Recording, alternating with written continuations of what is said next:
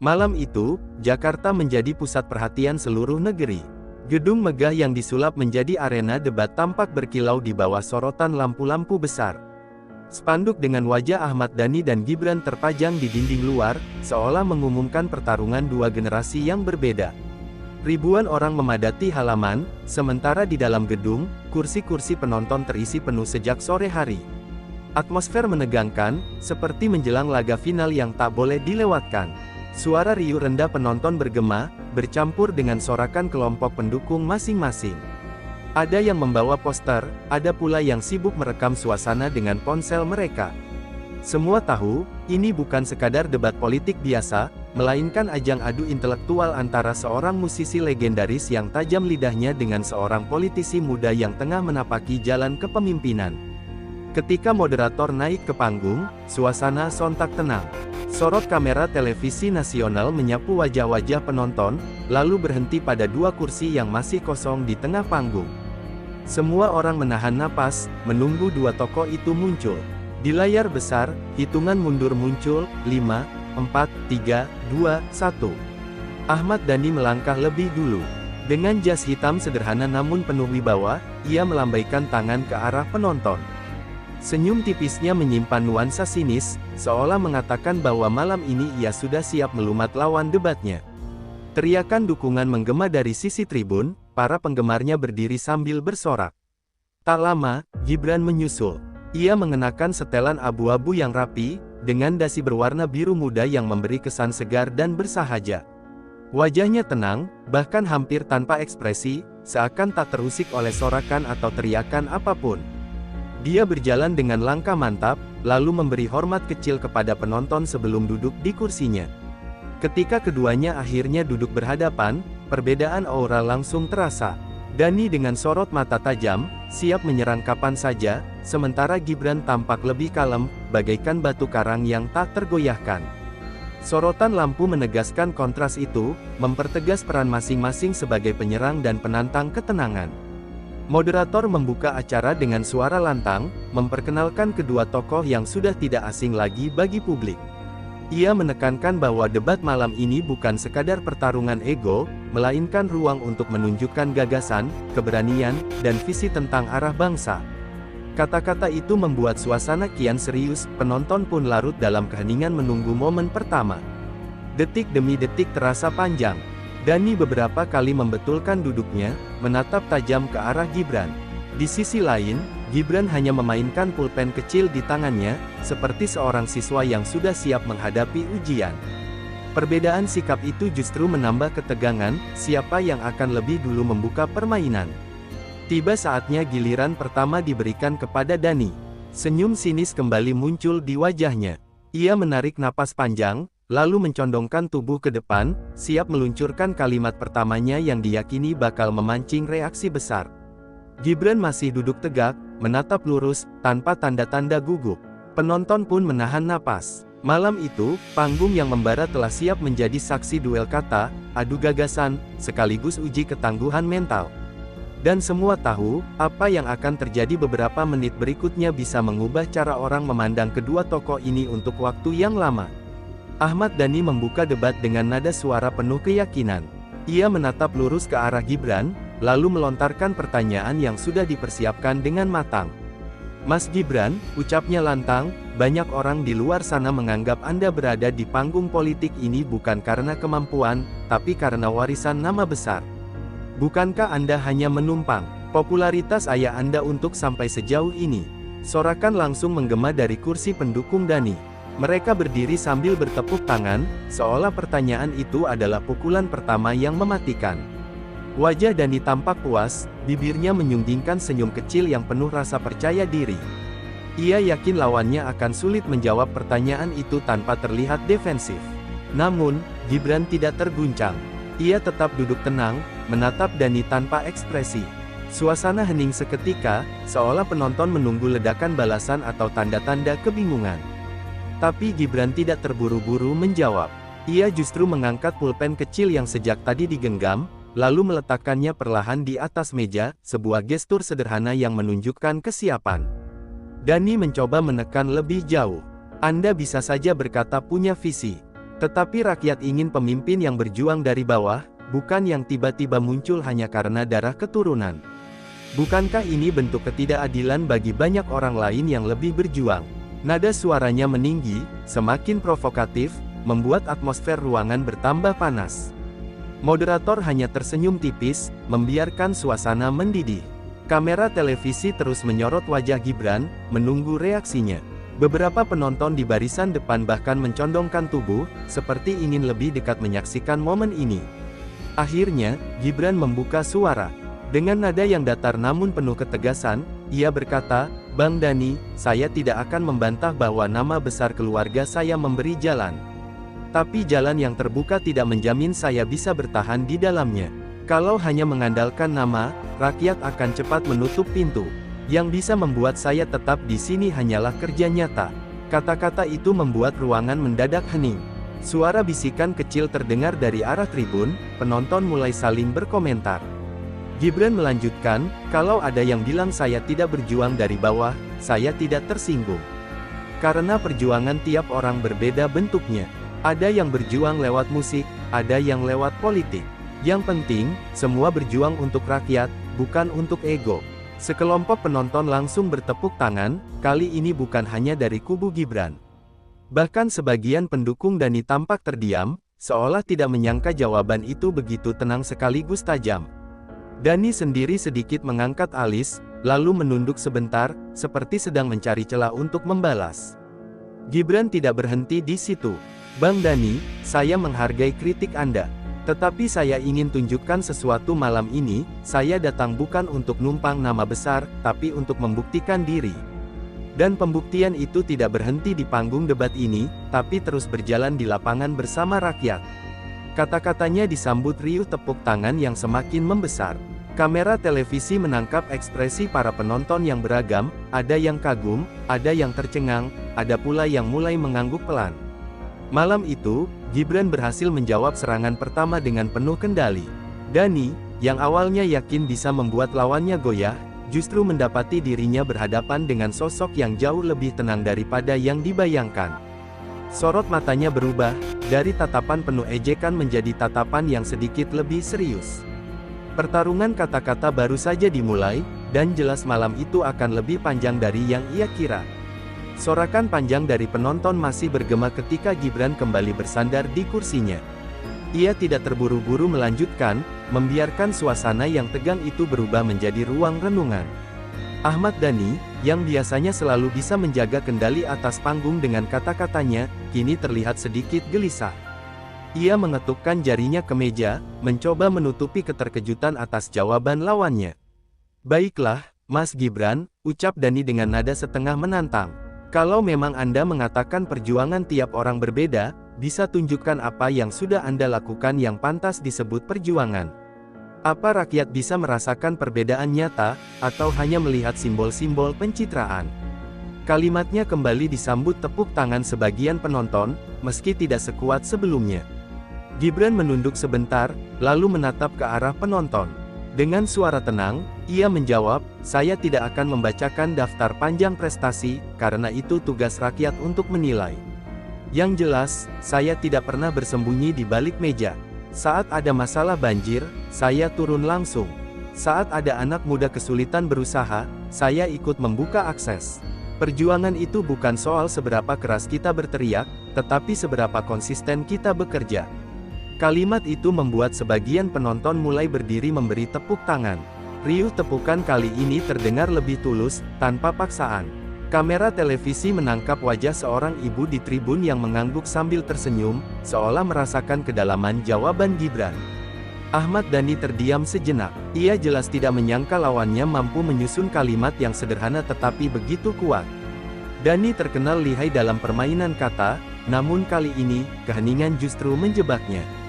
Penonton melihatnya tidak langsung merespons, sesuatu yang jarang terjadi. Gibran melanjutkan dengan nada lebih tegas, "Bang Dhani, saya hormati keberanian Anda berbicara lantang di depan publik. Tetapi malam ini saya ingin tunjukkan bahwa keberanian juga berarti tidak mudah terpancing, tidak mudah marah, dan tidak mudah goyah. Karena bangsa ini butuh pemimpin yang bukan hanya bisa berteriak, tapi juga bisa menenangkan." Ruangan sontak kembali bergemuruh. Kata-kata itu jelas ditujukan sebagai kontras dengan gaya Dani yang penuh energi dan provokasi. Beberapa penonton tampak menunjuk ke arah panggung, menyampaikan kekaguman mereka. Moderator tersenyum tipis, menyadari bahwa dinamika debat sudah mulai condong ke arah Gibran. Dani mencoba menyembunyikan keterkejutannya dengan tertawa kecil. "Wah, Mas Gibran ini pintar juga memutar kata," katanya sambil menggoyangkan kepala. Tapi tawanya terdengar kaku, seakan lebih sebagai tameng daripada serangan balik. Sementara itu, Gibran tetap pada sikap awalnya, tidak bereaksi berlebihan, tidak menunjukkan rasa puas, hanya fokus menjawab. Ia menunduk sebentar, meneguk air mineral, lalu kembali menatap lurus ke depan. Tenangnya membuat suasana semakin menegangkan, karena ketenangan itu justru terasa lebih menusuk daripada serangan terbuka. Seorang penonton di barisan depan bahkan berbisik kepada temannya, "Ini bukan Gibran yang dulu kita kenal. Dia sudah berubah, lebih matang." Bisikan itu terdengar di antara jeda hening, menambah kesan bahwa jawaban Gibran mulai menggeser opini publik. Ketika moderator memotong waktu dan memberi giliran kepada Dani kembali, wajah Dani tampak lebih serius. Tidak ada lagi senyum penuh sinisme seperti di awal. Ia tahu, permainan sudah tidak semudah yang ia bayangkan. Gibran tidak hanya bertahan, tetapi juga perlahan-lahan membuatnya kehilangan kendali. Malam itu, untuk pertama kalinya, Ahmad Dhani merasakan bagaimana rasanya terdiam di panggung yang biasanya ia kuasai. Sementara Gibran, tanpa teriak, tanpa gerakan dramatis, justru berhasil mencuri simpati dengan ketenangan dan kecerdasannya. Debat baru berjalan setengah jam, namun banyak yang sudah mulai melihat siapa sebenarnya yang lebih unggul. Debat berlanjut dengan tensi yang semakin menanjak. Ahmad Dhani, yang tadi sempat kehilangan kendali, kini mencoba mengatur napas dan merangkai kata-kata baru. Ia tahu serangan pertama gagal, sehingga perlu cara yang lebih menusuk. Sorot matanya tajam, suaranya ditinggikan, agar kembali memegang perhatian penonton. "Mas Gibran," ucapnya, lantang, "kepemimpinan bukan hanya duduk manis di kursi pemerintahan atau turun sesaat saat ada kamera. Kepemimpinan sejati adalah berdiri di garis depan ketika rakyat menderita. Apakah Anda berani meninggalkan kenyamanan, berkorban tanpa sorotan media, ataukah hanya pandai memainkan citra?" Sorakan keras dari pendukung Dhani kembali menggema. Mereka berdiri, bertepuk tangan, bahkan ada yang bersiul panjang. Suasana mendidih, seolah Dhani baru saja melontarkan pukulan telak. Ia menatap Gibran dengan penuh keyakinan, seakan menunggu tanda kebingungan atau kegugupan. Namun, Gibran tetap duduk dengan tenang. Wajahnya tidak berubah, hanya sesekali ia menghela napas pelan.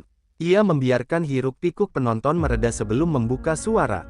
Keheningan yang tercipta justru membuat panggung semakin tegang, seolah semua orang menunggu ledakan balasan yang akan datang.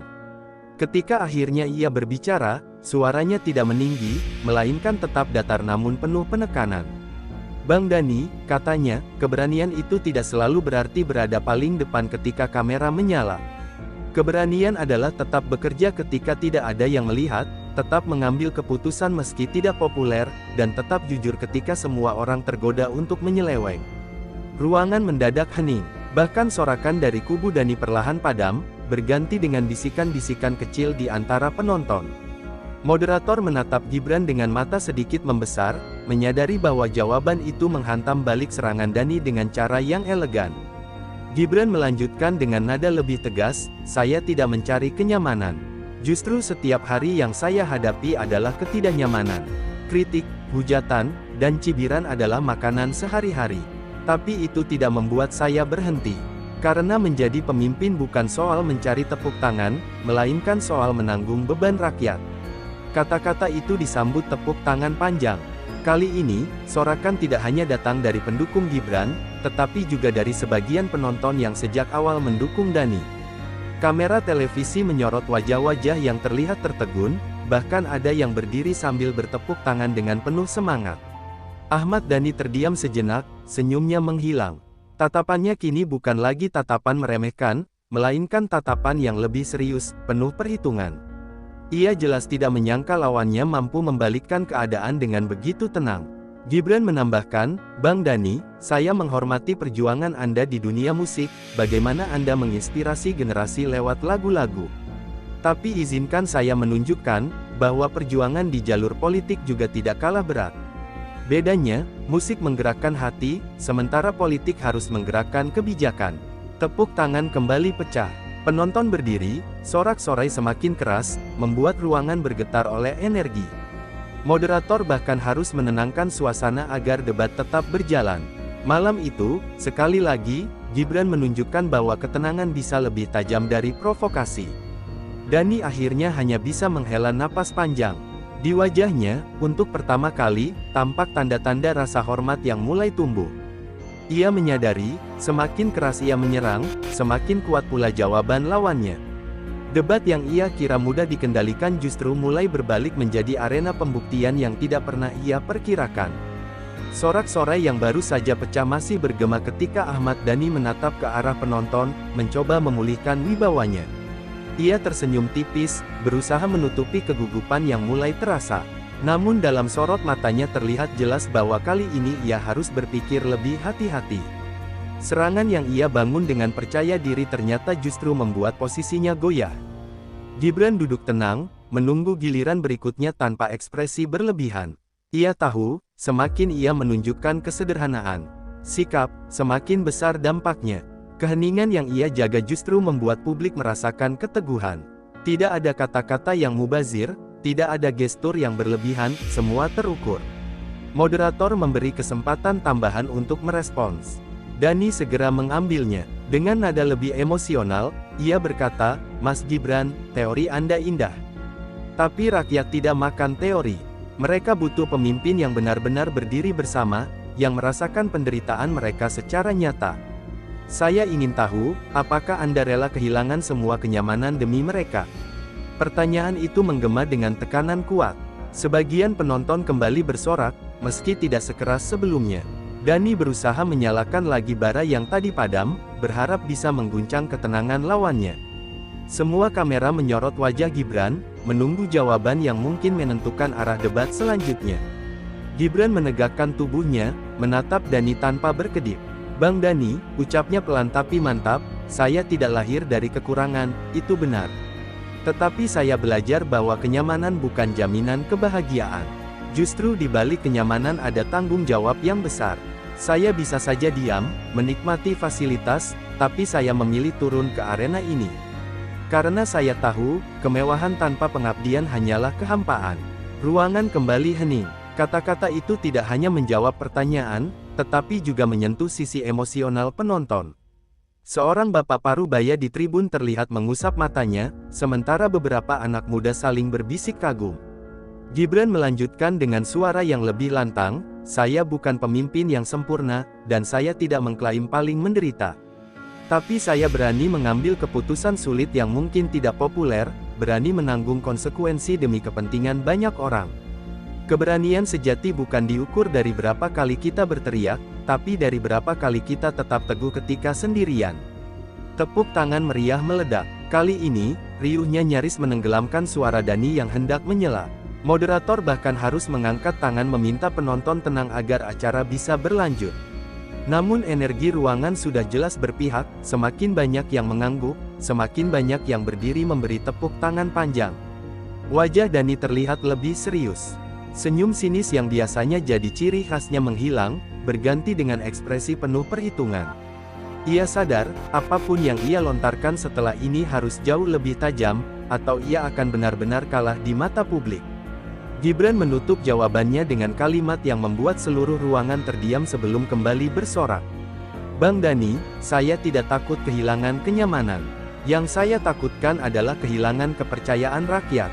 Karena sekali kepercayaan itu hilang, tidak ada lagi yang bisa dipertahankan." Ledakan tepuk tangan bergemuruh, lebih besar dari sebelumnya. Sorot kamera menangkap wajah Gibran yang tetap kalem, tidak larut dalam euforia, seolah kemenangan kecil malam itu bukan tujuan utamanya. Sementara Ahmad Dhani hanya bisa menghela napas panjang, menyadari bahwa lawannya bukan sekadar anak muda yang mudah dipermainkan. Malam itu, permainan berbalik. Dari yang semula didominasi provokasi, kini bergeser menjadi panggung pembuktian siapa yang benar-benar memahami makna keberanian dan kepemimpinan. Dan Gibran, dengan ketenangannya, perlahan mengubah arah angin menjadi miliknya. "Baik, Mari kita lanjutkan cerita ini dengan pengembangan bab berikutnya. Berikut kisahnya, tanda hubung tanda hubung tanda hubung.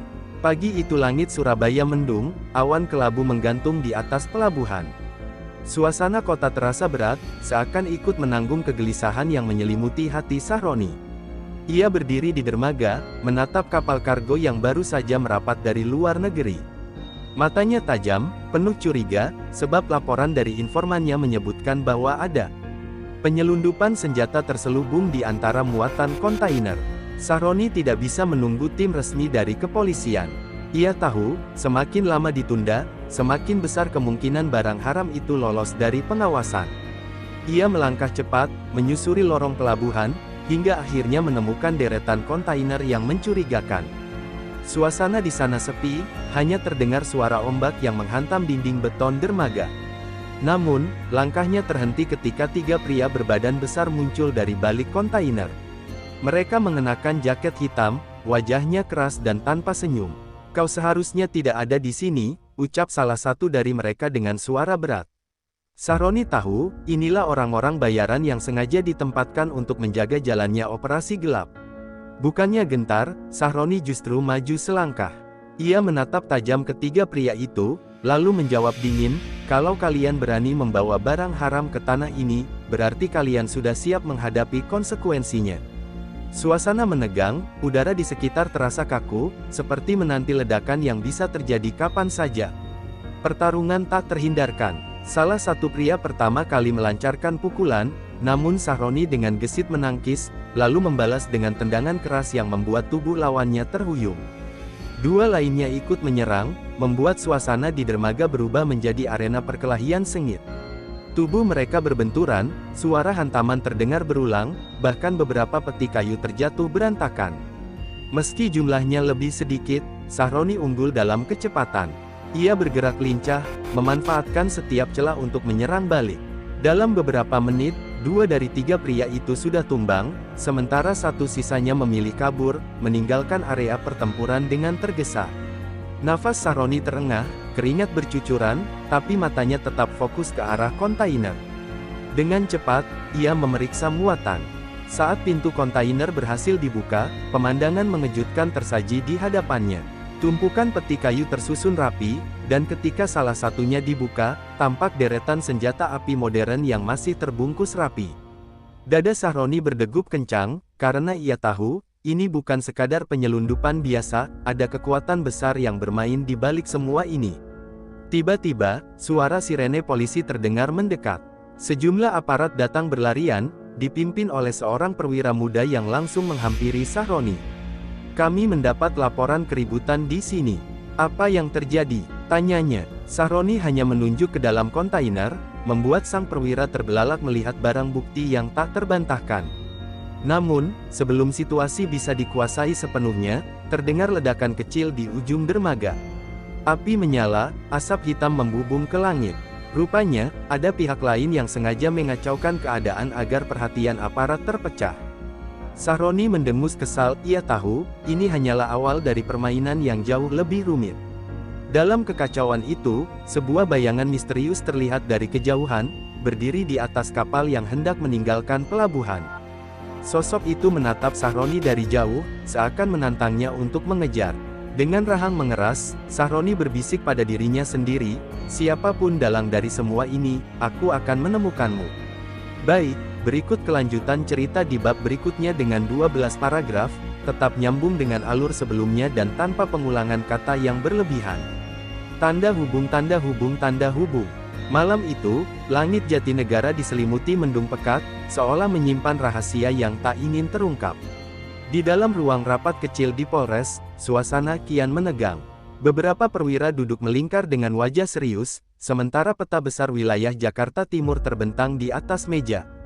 Jarum jam berdetak lambat, menambah ketegangan yang sudah menyesakkan dada. Kapolres menatap satu persatu anak buahnya, memastikan semua fokus pada misi yang akan mereka jalankan. Di luar gedung, jalanan tampak lengang meski waktu belum terlalu larut. Hanya sesekali terdengar deru kendaraan melintas, disusul bayangan samar yang berkelebat di tikungan gelap.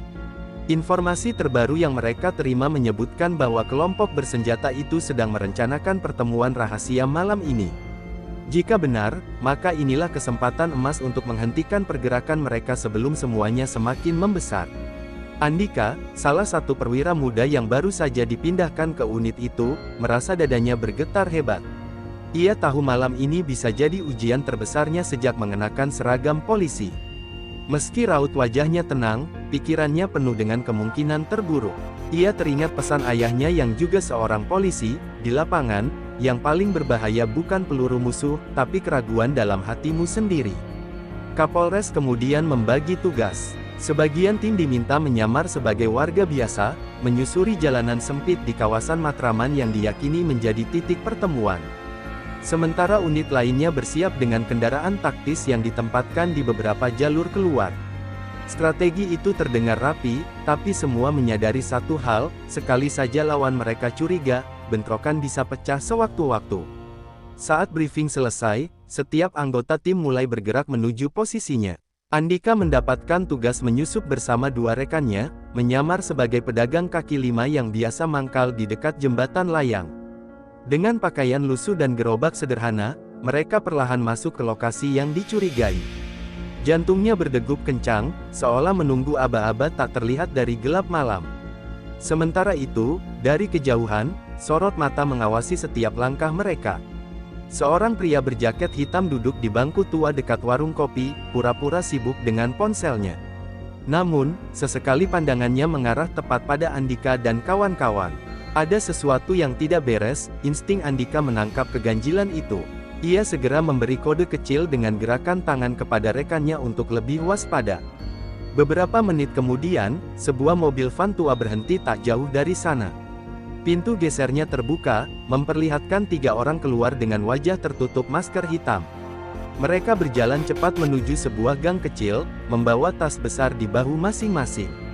Gerakan mereka begitu hati-hati, seolah sudah hafal medan. Andika tahu, di dalam tas itu mungkin tersembunyi senjata atau bahan peledak. Ketegangan semakin meningkat. Radio komunikasi yang diselipkan di telinga bergetar, suara lirih operator terdengar memberi arahan. Target terpantau, tunggu instruksi. Andika menggenggam erat genggamannya di bawah meja gerobak, keringat dingin mulai mengalir di pelipisnya. Ia sadar satu langkah salah bisa memicu pertempuran yang tak terkendali di tengah pemukiman padat ini. Namun sebelum aba-aba penangkapan keluar, salah satu pria bertopeng itu menoleh ke belakang. Matanya menyapu cepat ke arah Andika, berhenti sejenak dengan tatapan mencurigakan. Detik itu, dunia seakan berhenti.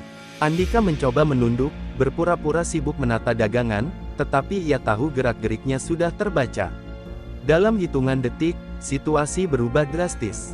Pria itu memberi kode tangan kepada rekan-rekannya. Mereka mulai mempercepat langkah, menuju titik lebih dalam di gang sempit. Andika tahu mereka hampir kehilangan momentum. Dengan keberanian yang terkumpul dari dalam, ia menekan tombol kecil di radio, mereka bergerak sekarang. Seketika, dari arah lain, unit taktis meluncur mendekat dengan kendaraan bermesin bising. Sirene sengaja dimatikan agar tidak menimbulkan kepanikan, hanya sorot lampu yang berkelebat tajam menembus kegelapan. Suara langkah berat para anggota kepolisian berpadu dengan jeritan warga yang terkejut melihat keributan. Mendadak itu, Andika berlari mengejar, melewati lorong sempit yang hanya cukup untuk 2 orang berpapasan. Nafasnya tersengal, namun matanya tak lepas dari bayangan hitam di depan. Malam itu, setiap detik menjadi taruhan, antara keberhasilan operasi atau pecahnya kekacauan yang lebih besar di jantung Jatinegara.